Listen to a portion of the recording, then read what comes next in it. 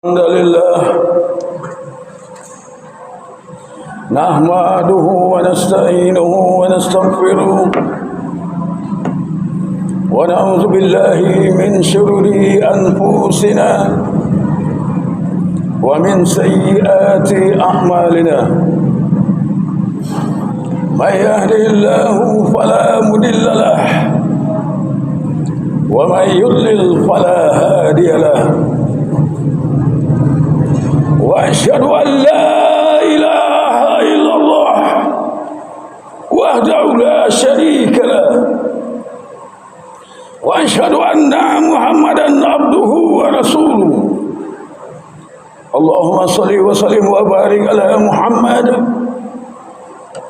وعلى آله وصحبه أجمعين أما بعد فيا عباد الله أوصيكم ونفسي بتقوى الله فقد فاز المتقون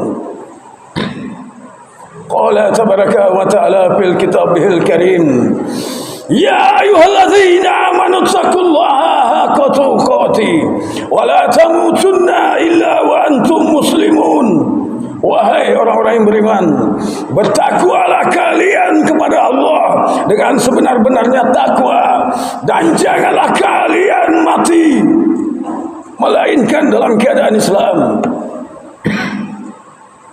Ya ayyuhallazina amanu taqullaha wa qulu qawlan sadida yuslih lakum a'malakum wa yaghfir lakum dzunubakum wa may yuti'illaha wa rasuluhu faqad faza fawzan aziman. Ya ayyuhal mu'minun, sidang jemaat rahimakumullah, Islam adalah satu-satunya agama yang ada di sisi Allah Subhanahu wa taala.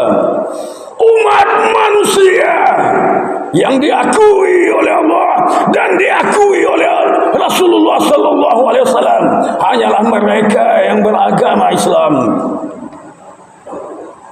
Allah berfirman di dalam Al-Quran surat Al-Imran ayat 19, Inna dina indallahil Islam, sesungguhnya agama di sisiku hanyalah agama Islam. Takkan pernah ada agama yang lain, hadirin sekalian. Dan memang hadirin, hanya Islam inilah yang mempunyai kitab suci yang asli. Hanya Islamlah yang mempunyai kitab yang orisinil langsung dari Allah Subhanahu wa taala, yaitu kitabullah Al-Quranul Karim yang penuh kebenaran tanpa ada sanggahan di dalamnya.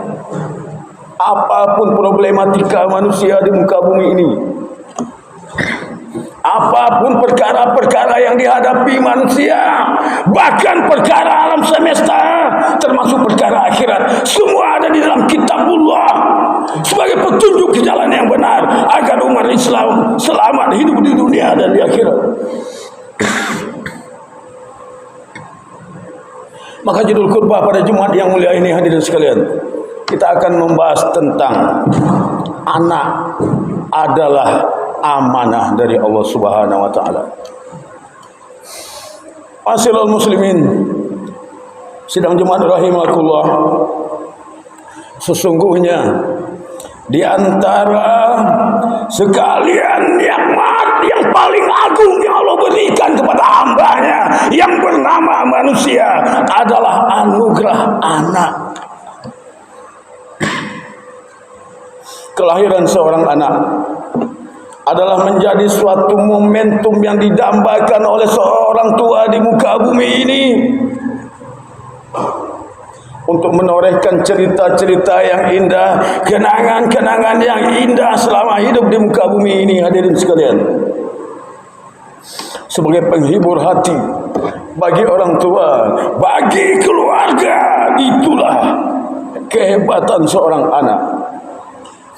Sejatinya hadirin sekalian, ingat, anak ini adalah sebuah amanah dari Allah Subhanahu wa taala.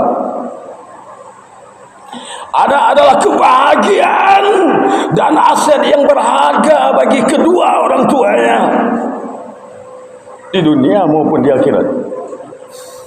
Anak menjadi kebahagiaan dan kebanggaan dunia tatkala anak ini menoreh kenangan, sejarah dan prestasi yang gemilang selama dalam hidupnya.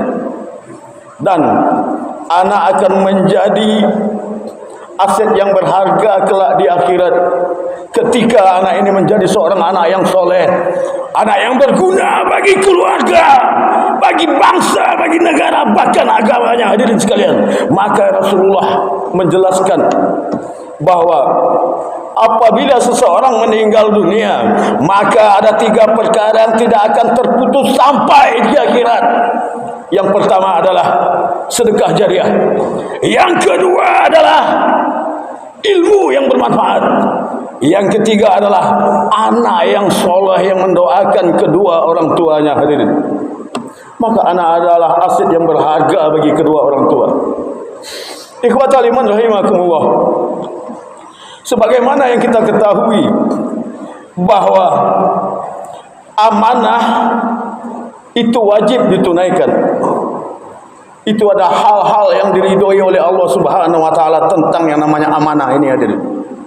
Maka Rasulullah bersabda, kullukum ra'in wa kullukum mas'ulun an ra'iyatihi. Setiap kalian adalah pemimpin, dan setiap pemimpin akan diminta pertanggungjawaban atas kepemimpinannya. Hadirin, hadis ini artinya bahwa setiap orang memiliki tanggung jawab dalam kehidupannya, akan diminta pertanggungjawaban tersebut di akhirat kelak. Begitu juga orang tua yang memikul tanggung jawab dan amanah dari Allah Subhanahu wa taala akan dituntut kelak di akhirat. Hadirin sekalian, tanggung jawab orang tua terhadap anaknya adalah menyelamatkan anak ini dari tipu daya dunia yang menyesatkan, dan menyelamatkan anak ini dari panasnya api neraka yang akan membakar manusia. Itu tanggung jawab orang tua terhadap anak. Selamatkan ia dari api neraka. Maka Allah berfirman di dalam Al-Quran surat At-Tahrim ayat 6, ya ayyuhalladzina amanu qu anfusikum wa ahlikum naron wa quduha nasu wal hijarah. Wahai orang-orang yang beriman, jagalah dirimu dan keluargamu dari api neraka yang bahan bakarnya adalah manusia dan batu. Nah, hadirin sekalian, bukan Allah Subhanahu wa taala dalam rangka mewujudkan, merealisasikan hadis ayat dari Allah Subhanahu wa taala, maka ada hal-hal tugas dari orang tua yang harus ia terapkan kepada anaknya. Hadirin sekalian, ada beberapa poin. Yang pertama adalah mendoakan anak dengan doa-doa yang terbaik, khususnya pada waktu setelah kita sholat. Jangan lupa doakan anak-anak kita. Kenapa? Doa orang tua yang mendoakan anaknya akan dijabah oleh Allah Subhanahu wa taala. Yang ketiga, yang kedua, hadirin sekalian, menyayangi mereka dengan tulus hati dan ridho terhadap anak-anak kita ini. Hadirin sekalian, sebagai orang tua harus ridho terhadap anak. Kenapa begitu? Karena ridho Allah adalah melalui ridho kedua orang tuanya. Maka harus ridho terhadap anak-anak kita. Hadirin sekalian, yang ketiga adalah berlaku adil terhadap anak-anak ini. Jangan ada membeda-bedakan anak-anak. Hadirin sekalian, ini baik, ini nakal, jangan dibeda-bedakan.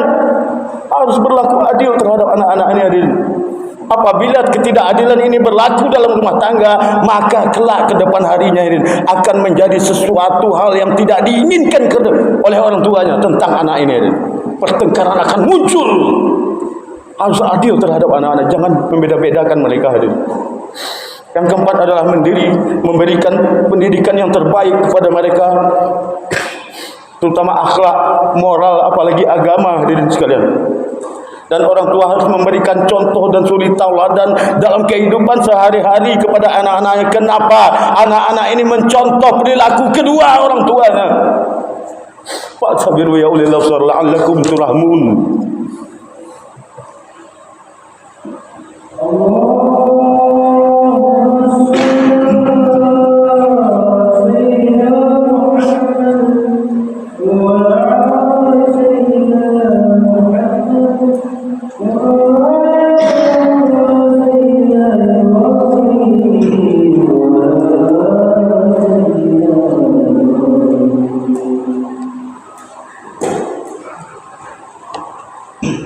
Alhamdulillah. Alhamdulillahillazi hadana lihadza wa kunna linahtadiya an hadanallah. Wassalatu wassalamu ala Rasulillah Sayyidina Muhammadin Abdullah wa ala alihi wa ashabihi wa man wala. Ya ayyuhal mu'minun sidang Jumat rahimakumullah. Maka pada khutbah yang kedua ini hadirin, kita akan menegaskan ke dalam diri kita, kita sebagai orang tua hadirin sekalian, tegaskan bahwa ada norma-norma, ada rambu-rambu yang harus dijaga sebagai orang tua untuk mendidik anak hadirin sekalian. Ada rambu-rambu yang harus kita perhatikan, jangan sampai dilanggar rambu-rambu. Ingat hadirin, ada 4 poin. Yang pertama adalah jangan salah kaprah dalam mendidik anak ini. Kadang kita lihat seseorang mendidik anak, anaknya kecil dibiarkan bermain, lancang semua apa yang dikerjakan anak, dibawa tertawa sama orang tuanya dia.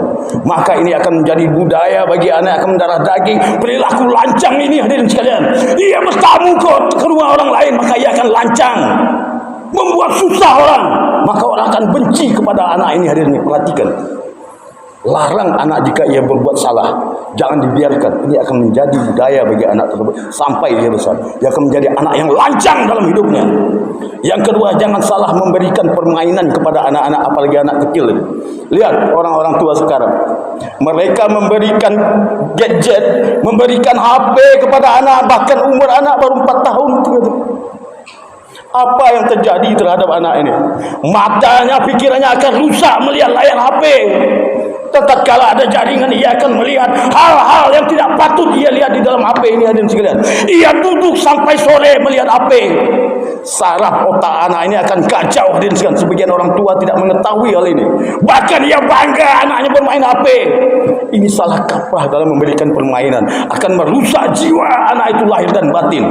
Maka berilah permainan yang akan membuat hati dan pikiran anak ini akan berkembang sehingga sehat lahir dan batinnya. Jangan salah memberikan permainan. Yang ketiga, jangan ada hal-hal yang haram mengalir dalam tubuh anak-anak kita hari ini. Walaupun anak ini disekolahkan di pesantren, walaupun ia disekolahkan aliyah, lalu sekolah kuliah ke Arab Saudi, Madinah dan lain sebagainya, tetapi di dalam tubuh anak itu mengalir darah yang haram dari orang tuanya. Orang tuanya tukang korupsi, bermain riba, membesarkan anak. Akibatnya hadirin sekalian, jangan disalahkan kalau anak-anak ini menjadi anak yang bejat dalam kehidupannya. Kenapa? Ia dikelilingi oleh keburukan yang mengalir darah haram ya, oleh sebab orang tuanya yang memberi hasil dari yang diharamkan oleh Allah Subhanahu wa taala. Jangan ada yang haram mengalir dalam tubuh anak kita. Maka berilah yang halal-halal kepada keluarga dan anak kita hadirin sekalian. Dan yang terakhir, jangan pernah menyumpahi anak atau mengutuk anak hadirin sekalian. Walaupun anak kita salah satu ada yang membangkang, ada yang melawan kepada kita, jangan sekali-kali dalam hati mengutuk anak. Nanti akan dikabulkan oleh Allah. Jangan menyumpah walaupun dalam hati terhadap anak. Ketahuilah hadirin sekalian, semua perilaku anak adalah cermin dari orang tuanya. Mungkin orang tuanya berbuat dahulu seperti itu, akan ditiru oleh anak, akan turun kepada anak. Sekali lagi, bagaimanapun anak membuat hati kita kecewa, melawan kepada kita, jangan pernah mengutuk dan menyumpahi anak. Perhatikan, akan susah hidup dia dunia dan akhirat hadirin sekalian.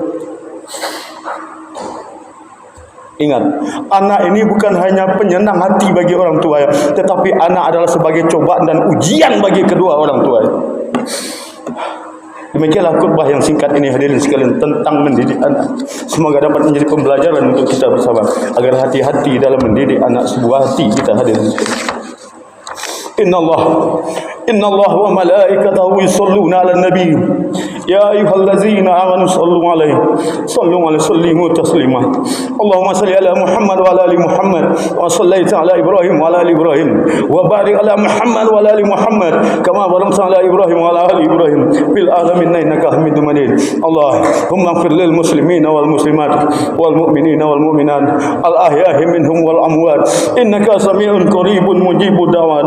Allahumma inna nas'aluka salamatan fid dina wa afiyatan fil jasadina wa ziyadatan fil ilmina wa barakatan fil rizqina wa taubatan qabla al maut wa rahmatan indal maut wa maghfiratan ba'dal maut. Allahumma hawin alaina fi sakratil maut wa najata minan nar wal afwa indal hisab. Allahumma ta'ala abwabal khair wa abwabal barakah wa abwabal ni'mah وابواب الرزق وابواب القوة وابواب الصحة وابواب السلامة وابواب العافية وابواب الجنة برحمتك يا ارحم الراحمين. اللهم ربنا تقبل منا صلاتنا وصيامنا وركوعنا وسجودنا وقعودنا وتخشعنا وتعبدنا وتمنا تسنا يا الله يا رب العالمين. اللهم اغفر لنا ذنوبنا ولوالدينا وارحمهما كما ربيانا صغيرا. ربنا هب لنا من ازواجنا وذريتنا قرة اعين واجعلنا للمتقين اماما. ربنا آتنا في الدنيا حسنة وفي الآخرة حسنة وقنا عذاب النار والحمد لله رب العالمين. عباد الله إن الله يأمر بالعدل والإحسان وإيتاء ذي القربى وينهى عن الفحشاء والمنكر والبغي يعظكم لعلكم تذكرون. فاذكروا الله العظيم يذكركم واشكروه على نعمه يزدكم ولذكر الله أكبر. أقيموا الصلاة.